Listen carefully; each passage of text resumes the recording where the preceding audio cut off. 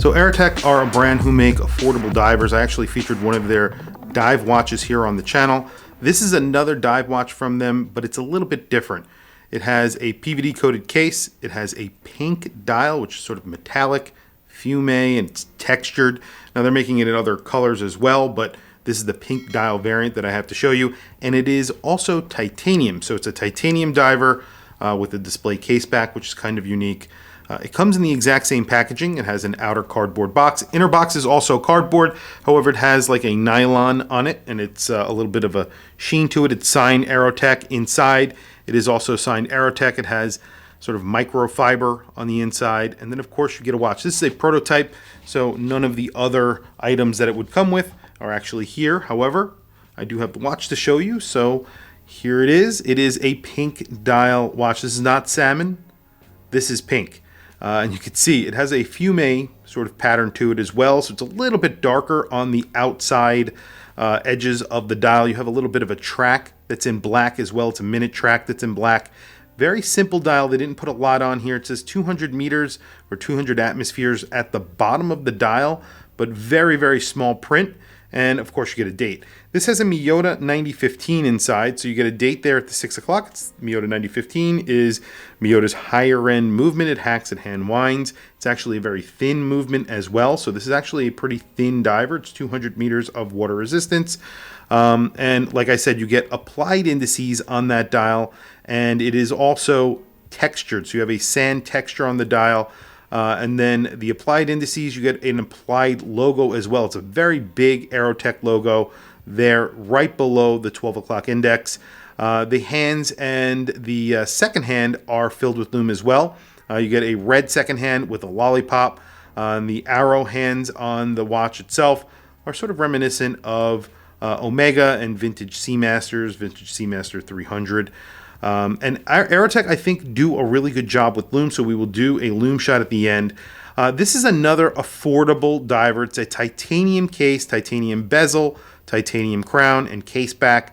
So you're getting a titanium watch. It comes on a ballistic nylon double pass-through NATO, which does make it thicker than it really needs to be. And you can see on here it is around 15 millimeters thick, so just about 15 millimeters thick, which is pretty thick considering this is actually a pretty thin diver, and we'll do measurements with and without that NATO. 5.8 millimeters on the crown, so not the biggest crown. And then the lug to lug is very tight on this watch, 45.8. Without that double pass-through NATO, it is really thin, 12 millimeters thick, so just under 12 millimeters thick. That is really good, and you get a display case back on here. So if it's my money, I would go for the non-NATO strap option if they have it. If they don't, it's very simple to get a strap for this watch because it has a 20 millimeter lug span, or lug width, excuse me, and it'll be very easy for you to get one aftermarket if you wanted it. Bezel action, actually very nice on here. Again, it's sort of interesting, the bezel. It's not your typical bezel. It doesn't have a real edge to it. There's notches in it, but those notches are very big. It's sort of a smooth bezel. I believe it is lumed as well. I have very dry hands, so it is hard for me to grip bezels like this, but I can do it pretty well. As you can see, it does slip a little bit, and everything lines up as it should. You don't really have a chapter ring. You just have a minute track that goes around the actual dial. And that is it. It's very simple. Nothing actually written at the bottom of the dial above the 6 o'clock index or that date, which I like. That's good. I think that's a good move. Very quickly, I'll throw it on my wrist. It's actually a very affordable watch considering that it is titanium. You get that textured dial. It's sort of a sand texture, as I mentioned. It's also sort of metallic. That date, by the way, has a little surround around it. It's a metallic surround. The date itself is not color matched to the dial, but it's color matched to the indices. It sort of balances out that large 12 o'clock index that you have right there. I think it looks good. It works. I always prefer a dateless watch, but if the date is done right, I'm good with it. And I think it's pretty good in this watch. Very quickly, let me show you the case back, and then I'll throw it on my wrist just so you could see that it does have a displaced case back, and it is a 200 meter dive watch, but the display case back is really kind of different. You know, they put a little porthole, and there's like a diver's helmet on here. It's a screwed-in case back, screwed-in crown, of course. And the crown is signed. It's signed back here. Just a little bit of the specs here, but not a lot. Not your traditional like ton of specs back here. Really done sort of restrained. Even though it's a pink watch, pink dial watch, they did a pretty good job. You can just see the rotor. That's it. I'll do a close-up so you guys can see it. It's pretty cool. Looks good. The double pass-through NATO, as I mentioned, not a huge fan. This is a typical double pass-through NATO. I believe that the hardware on here is stainless steel, but that's typical. Very quickly, let me throw it on my wrist, and then we will show you this on a separate strap, a two-piece strap, so you can see how thin it wears. So I'll show you both. But very quickly, today I have Vicentera. This is a watch that is made out of grade 5 titanium, has a grade 5 miniature earth right there, sitting in a bowl that is basically the Starry Night. And what's cool about this watch, well, there's a lot of cool things about this watch, but it has a ETA movement, and the ETA movement has an in-house module that sits on top of it, and then you have a custom rotor, and then you have another little sapphire window right there, which shows you the dark side of the Earth, so the night side of the Earth. And beautiful case on here. It's just a really nice one-man job, one-man team who actually make these watches. It is beautiful. So here it is. I have a 7.5 inch wrist. This is a 40 millimeter watch, basically spot on. Actually, I don't know if I did that measurement. Let me just quickly do that. This is a 40 millimeter watch. So it's basically spot on 40 millimeters, 40.2, 39.9, depending on where you catch it on the notches of the actual bezel. So it is a 40 millimeter watch, and on my 7.5 inch wrist, it wears very nicely. Now on the NATO strap, which number one, like I said, it's a personal thing. I'm just not a fan of NATO straps. I get the reason why you would get a NATO strap, especially if you're going diving. In fact, I wouldn't go diving without a NATO strap because it's super secure, and it makes a lot of sense. And if you're using it as a tool watch, 100%. But, I don't know if a lot of people are going to be using this as a tool watch. It's sort of a interesting diver, maybe a dressy diver. It's still a capable watch. You could actually go diving with this if you really wanted to. It's legible. So I would definitely, you could if you wanted to.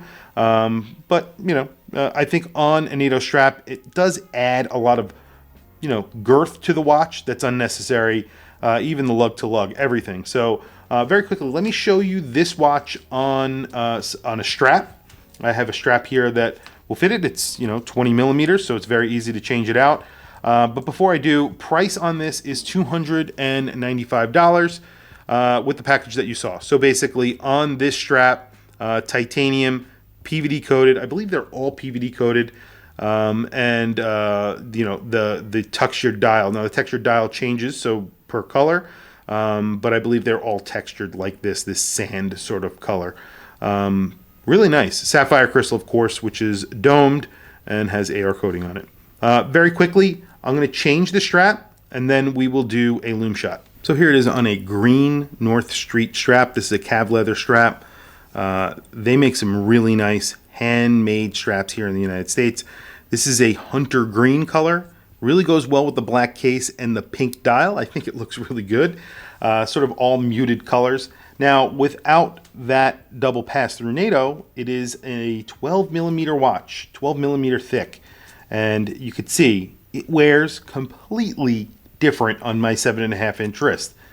This is really different. I mean, I like it better, and I'm not saying it is better than the NATO strap, but I think for me, I think it looks really good on this two-piece strap. And a leather strap, this is sort of a dressy diver with that pink dial. It's sort of, a little bit out there. It's a little bit, odd, I guess. It's out of the ordinary. I think it looks really good, especially on this green strap. Really surprised me when I put it on this green strap. It blew me away. It's just a beautiful strap, really well done, and it looks fantastic on this watch. Very quickly, a loom shot, and we'll wrap up the video. So excellent loom. Really good loom. $295, I think, is a really good price for this watch. Titanium, PVD coated, textured dial. Whether or not you like the pink, there are other colors, obviously, that are available. and a Miyota 9015. So you're not getting a really cheap movement in here. It's not an NH35. Under $300, I think that's very good. There's been a lot of watches coming out under that $300 price point, but not a lot of them have a Miyota 9015 and 200 meters of water resistance, and then titanium on top of that, and it's PVD coated. So that's something to keep in mind. It doesn't come on a bracelet. That's something else to keep in mind. However, I think if you got this on a two-piece strap like the one I have it on right now, I think it looks phenomenal. If you like the NATO, definitely go for that. But there is, there's a lot of options out there for straps if you want to replace that. So definitely something to think about. Anyway, tell me what you guys think in the comments below. What you think of this watch? What do you think of the price? The trends in the watch industry in the micro brand space towards sort of going higher end and also more affordable at the same time. So there are a couple of watch brands that are doing it. They're sort of moving up market, adding more Swiss movements, more expensive watches, and at the same time there are a bunch of brands that are sort of offering more and more for under $300. So a lot of things are going on, I think, trying to satisfy different groups of collectors. Anyway, tell me what you guys think in the comments below. I want to hear from you guys. Please don't forget to like, subscribe, hit that bell icon. It is super helpful for the channel. I very much appreciate it. Please follow me on Instagram. My Instagram is WatchChrisBlog, all one word. I have some links in the description. Those links are to Amazon. If you click those links and buy anything, it helps support the channel. It doesn't cost you anything extra. However, I very much appreciate it. Anyway, thank you for logging on. I'll catch you guys in the next video.